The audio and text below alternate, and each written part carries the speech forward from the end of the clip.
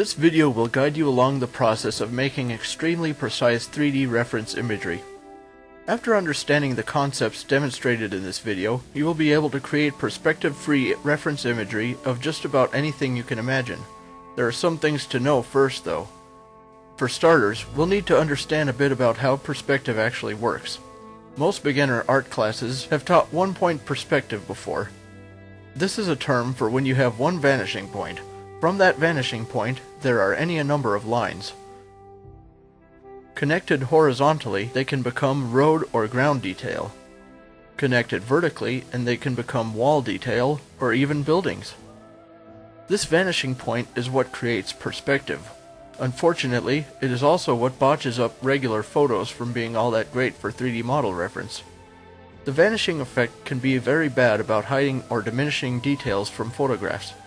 The larger the object, or the closer you are to that object, the more is lost.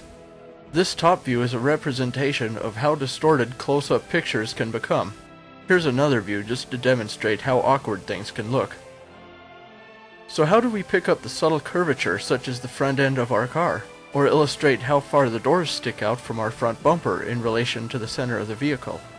The answer is to eliminate perspective from the photograph. Notice how the single photo of the car seems to chop off the front and the back details.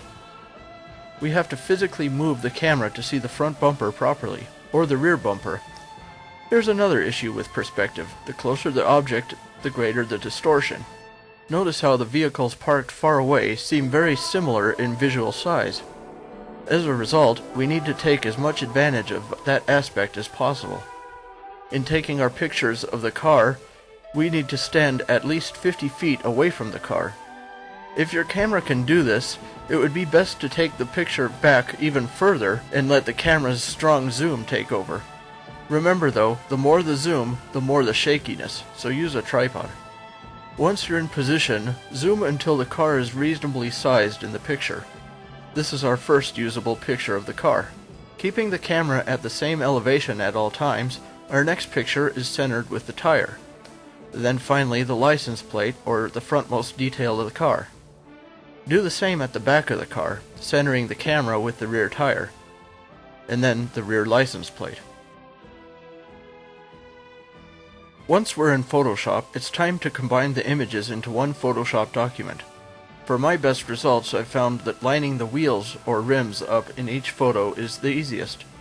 Start with the centered picture, and then line the front two pictures up with the front wheel. And then do the same with the rear pictures, using the rear wheel as a guide. Once all the pictures come together, use layer masks to show the necessary portions and hide everything that's not needed. Continue the process for the other images. Looking at our pictures applied to the image one after another, the whole procedure should start becoming clear as to what we're trying to accomplish. For the last two pictures I applied to the image, I've shown lightly what is used in the photo and darkened the areas that weren't used. This is what your layer mask is doing, selectively showing only the needed areas of the image. Now apply those same principles and procedures to the front of the car as well as the back. What you will be left with is readily usable reference imagery for your vehicles. Now that you're comfortable with creating reference imagery from vehicles, you might want to continue doing the same thing with other items. People are very commonly easily distorted by perspective, just as cars would be.